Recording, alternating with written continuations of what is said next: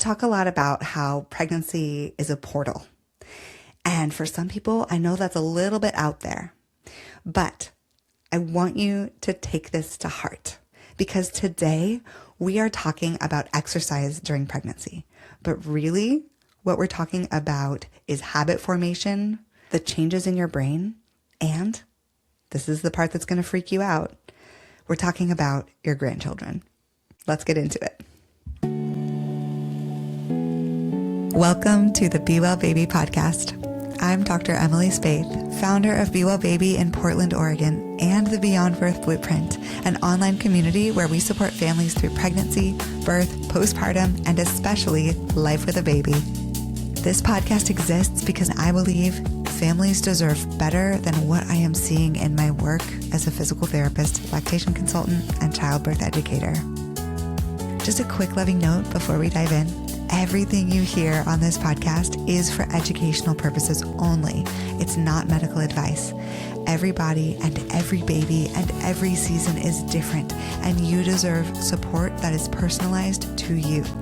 Let's get started. I'm so glad you're here. So first, I want to start by talking about, is exercise safe during pregnancy? Because I get a lot of clients who are concerned about exercise. And I want to start at the very beginning because I know a lot of you come into this with fear. Maybe your mother-in-law is telling you to take it easy. Maybe your OB gave you a vague, just listen to your body. Or maybe you Googled it and immediately closed your laptop. I think that that is one of the most common things about looking up exercise during pregnancy. And I want to say this very clearly as a doctor of physical therapy who only works with pregnant and postpartum bodies every single day. For the vast majority of uncomplicated pregnancies, exercise is not only safe, it is recommended strongly by basically every major governing body in obstetrics and in physical therapy. ACOG, the American College of Obstetricians and Gynecologists, recommends 150 minutes of moderate intensity exercise every week during pregnancy. 150 minutes. That's the same recommendation they give for non-pregnant adults. So what you were doing when you weren't pregnant is still considered safe in pregnancy. The guidance is not take it easy. It's move your body. I just wanted to pop in here and say that if the Be Well Baby podcast has helped you in any way, if our team has helped you in any way, the people who find us because they heard about us from a friend, because they heard about us from a midwife or a doula or their pediatrician or their OB. And we value those connections so much. And we know that the only way for people to find excellent healthcare is for people to talk about it. So if you have a minute, please leave the podcast a review. It will help people find this podcast. If we band together and shout this from the rooftops, then we will be able to change healthcare. Thanks. So let's talk about where this fear came from. There's this myth out there that tells you not to let your heart rate go above 140 beats per minute. And I want to just retire that one completely. That guideline actually came from a 1985 recommendation that was based on very limited research and was never actually validated. It's totally been walked back. It is not the standard of care, and stop doing it. Don't even think of it. I'm not even going to say the number again. So, are there situations where exercise modifications or even restrictions could be appropriate? Yes, absolutely. If you have placenta previa, preeclampsia, an incompetent cervix, forgive the term, I hate it, a preterm labor risk, or certain cardiac or respiratory conditions, your care team may have specific guidance for you, and you should absolutely follow it. This episode is not a replacement for individualized care, as per usual. However, if you have an uncomplicated pregnancy and someone has told you to stop moving your body, I want you to take a step back and get a second opinion, and also ask the person why. What is the reason? Because maybe they have one, but the research is very, very clear on the fact that you should continue to move your body. So let's talk about that research. Let's talk about what it says. The evidence on exercise during pregnancy is genuinely exciting. And I don't use that word lightly. I am a nerd. Yes, I love research, but this is exciting. So exercise during pregnancy is associated with a reduced risk of gestational diabetes, reduced risk of preeclampsia, and a reduced risk of excessive gestational weight gain. It reduces rates of perinatal anxiety and depression, which, for those of you who know how common those are, is not a small thing. It improves sleep quality. It's associated with shorter active labor and a lower cesarean rate. And finally, it dramatically speeds up postpartum recovery. I really want to reiterate that last one. I want it to land with you because people who exercise regularly during pregnancy recover faster postpartum. That does not mean we're talking about getting your body back. We're never talking about that. We're talking about your pelvic floor, your core, your cardiovascular system, your uterus. It all responds better when you have kept your systems active. You are not saving your energy for labor. You're building the endurance and the reserves that actually give you enough strength to get through it, because it is a lot of work. Okay, now let's talk about your baby. Here's where it gets really cool. Exercise during pregnancy is associated with better fetal cardiovascular development and a healthier birth weight. Your baby's heart is literally being influenced by the fact that you are moving. But here's the one that just completely stopped me in my tracks. When I really first sat and thought about this, I was floored and feeling very reverent for the process of pregnancy. If you are pregnant with a baby girl right now inside your body, she already has all the eggs she will ever have.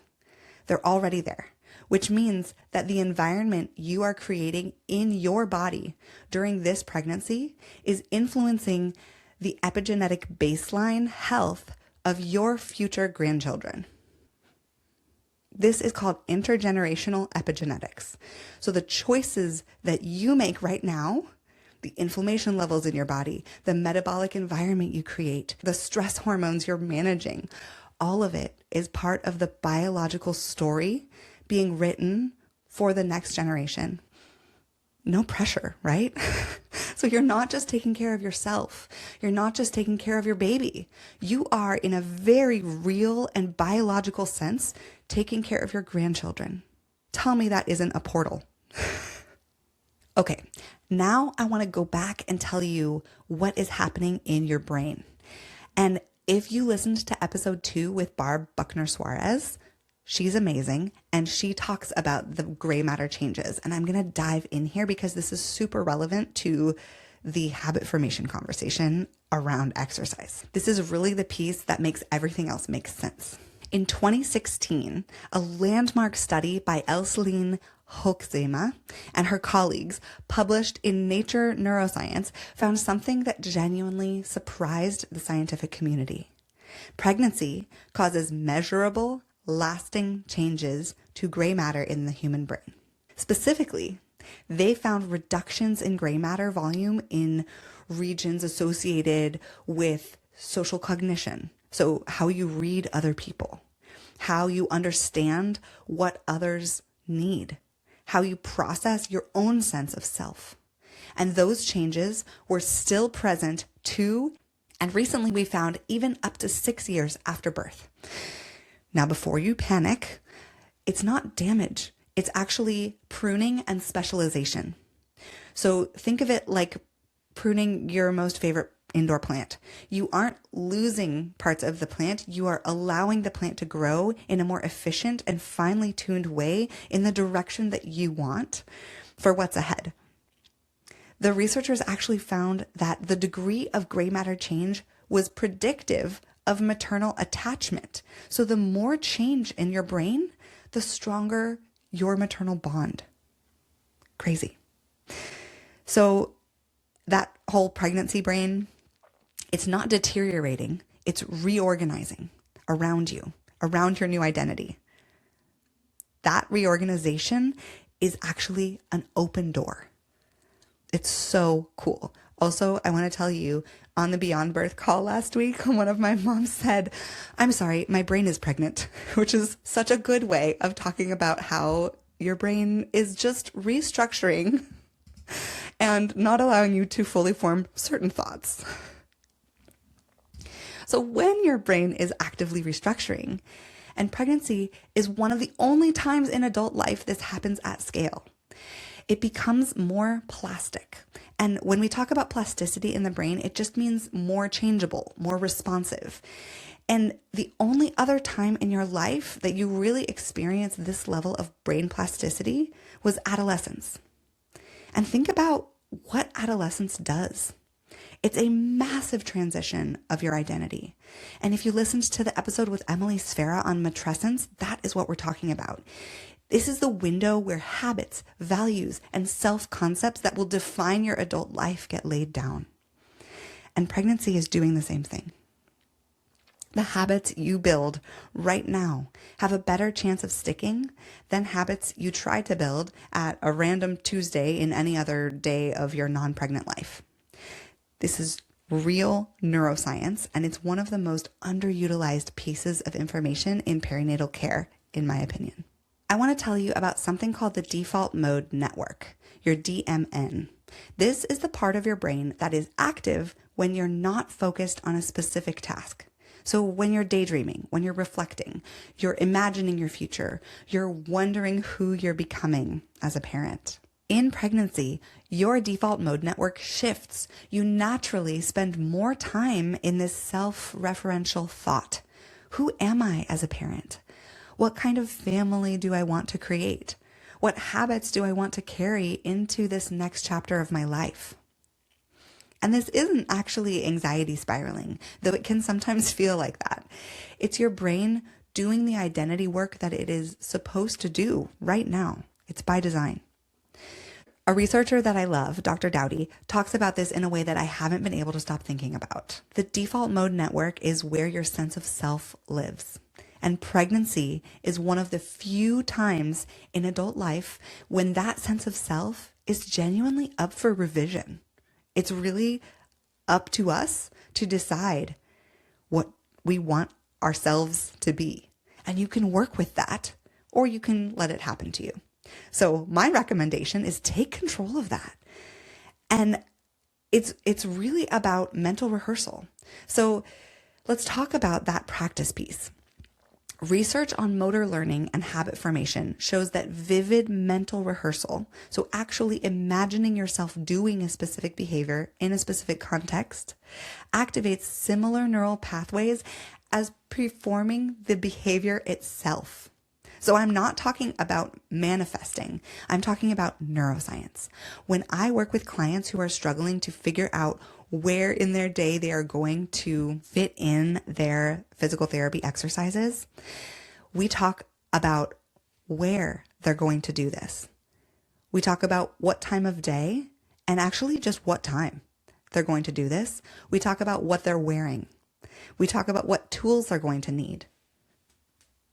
We talk about everything that we possibly can to create a visual representation of this, and then we look at it together, thinking about it the same way, because visualizing a vague version of a person who works out or a person who goes for walks, that's so different than this specificity. So imagine yourself lacing up your shoes after breakfast. Imagine the walk. Imagine how your body feels at the end of the walk. Imagine putting it in your calendar and then showing up.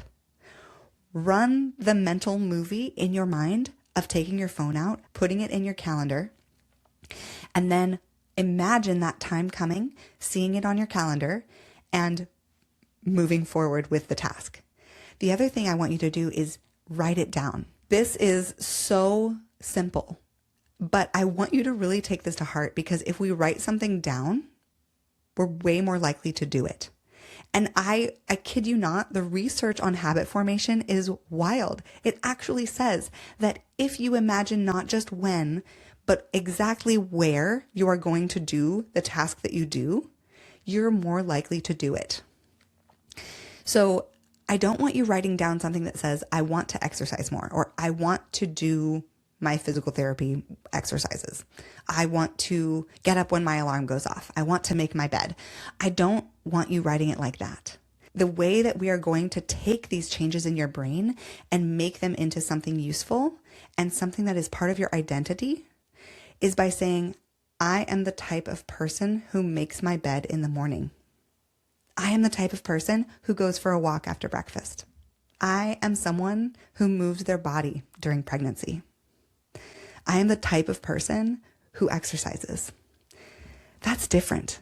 And the research on implementation of intentions is very clear that specific identity-linked goals dramatically outperform vague aspirational goals.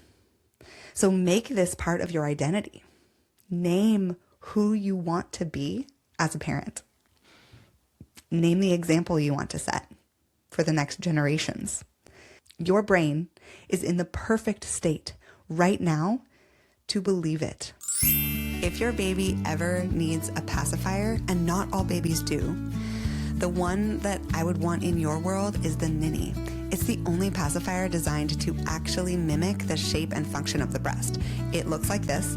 It's very soft here, like an areola, and then harder, like a nipple. And this shape means that it supports healthy oral development instead of interfering with it.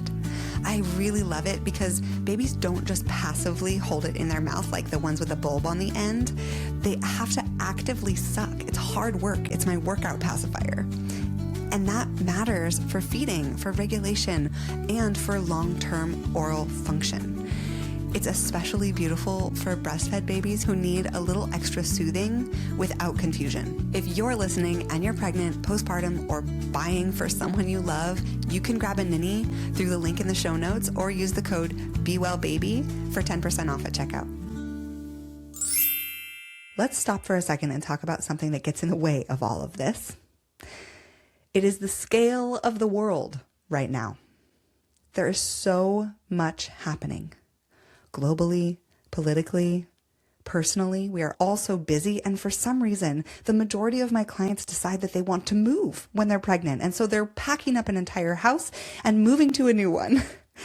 And when everything feels enormous and urgent and completely unresolvable, a goal like take a 20-minute walk today can feel embarrassingly small, completely irrelevant. Like, who cares about my walking habit when the world is completely on fire? But here is what the research on habit formation shows. Small, specific, achievable goals dramatically outperform big ones every time.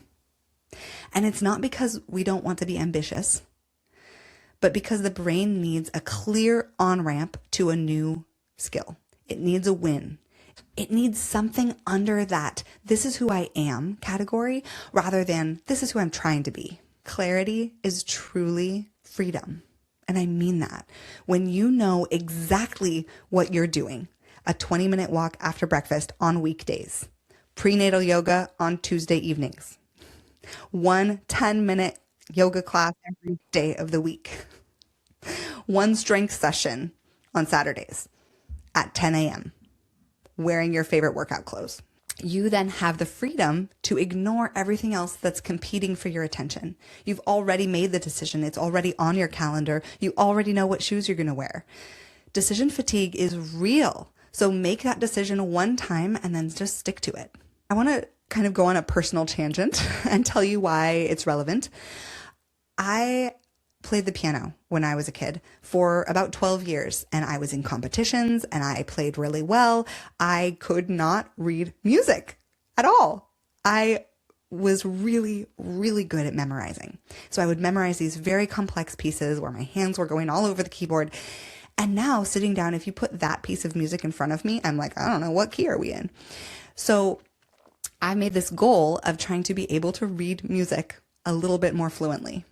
So I downloaded this app called Simply Piano, and I actually downloaded it for my daughter, but I started playing it, and you know what? Gamification and small wins are everything. I just committed to doing it every day for about 10 minutes. And that is what I tell all of the people in the Beyond Birth Blueprint that they need to do, just 10 minutes. And this is not because I want to become a piano aficionado. I want to help my brain learn a new skill in small ways. Now, that does not mean that I am doing this every day for 10 minutes. I'm trying, but I'm not. And you know why? It's because I haven't fit it in to a specific time of day. I know where it's going to happen because it has to happen at the piano, right? But I don't yet know exactly when I'm going to do it because of the chaos of having 3 children. And I am standing here telling you all of my excuses, but I want to be like, come out in the open and say, okay, this is when I'm going to do this. So my goal is as soon as the kids leave for the morning, I'm going to do my 10 minutes of simply piano. And that's it. First thing in the morning. Because the other thing is, the research shows that doing your habit first thing in the morning, it makes it more likely that it will happen. I think it's really kind of intuitive if you think about it. If you do it first, then there's not all this other stuff that can kind of blow up in your day.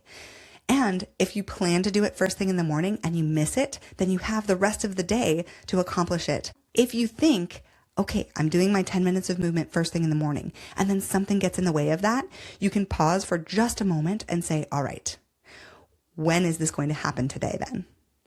And really set that into your calendar so that it's not some vague later time, but that it's at 2 o'clock and I'm setting an alarm so that this 10 minutes happens, because we all have 10 minutes, right? Okay. I want to spend just a few minutes talking about something that I think is really important and does not get said enough in evidence-based spaces. Movement doesn't have to be that serious. The research on exercise adherence is really, really consistent in one thing. The best predictor of whether someone keeps doing something is whether they actually enjoy it. So for me, when I started lifting heavier weights, I started doing CrossFit, I actually loved it. And that made me stick it on my calendar and sign up for class so that I really felt like, okay, I have to show up now.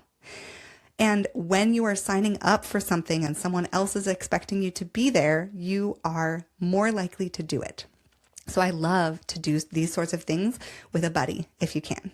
Remember this. It's not whether you are working the hardest or burning the most calories or hitting a heart rate zone.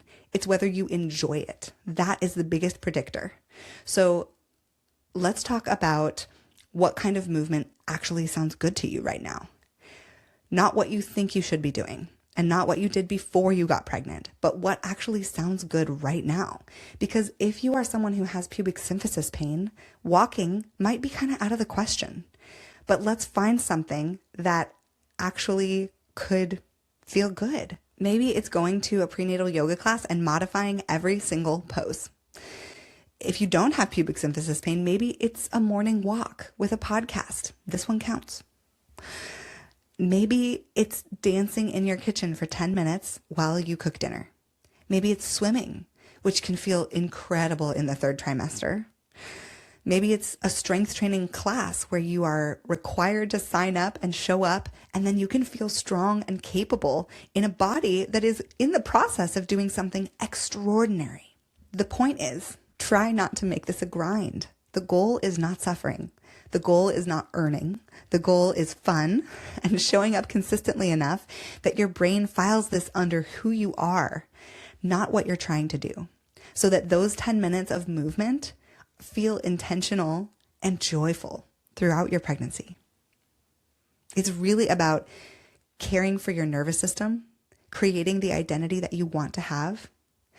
And it is the most evidence-backed thing that you can do for your mood, your recovery, and your baby's outcomes. It does not have to be hard. It just has to happen. Okay, let's wrap this up. I want to end where we began. Pregnancy is a portal. I said it, I believe it, and I think the science gives us every reason to treat it that way. Your gray matter is changing. Your default mode network is shifting. Your brain is actively reorganizing around a new identity. The habits you build right now have a neurological advantage that they won't have at any other point in your adult life. And the choices you make to move your body, to build consistency, to decide who you want to be on the other side of this, those choices echo farther than you. They echo into your baby, into your child, and who your baby will become. And if you're having a female baby, into their children too. So here's what I want you to do this week. Just this week. Pick one movement. Make it doable and small enough that it feels easy. Put it on your calendar. Name yourself as someone who does that and show up. That's it. That's the whole assignment. Your brain will do the rest. Your brain will start to rewire right away, creating this identity of a person who moves their body in pregnancy. Thank you so much for being here.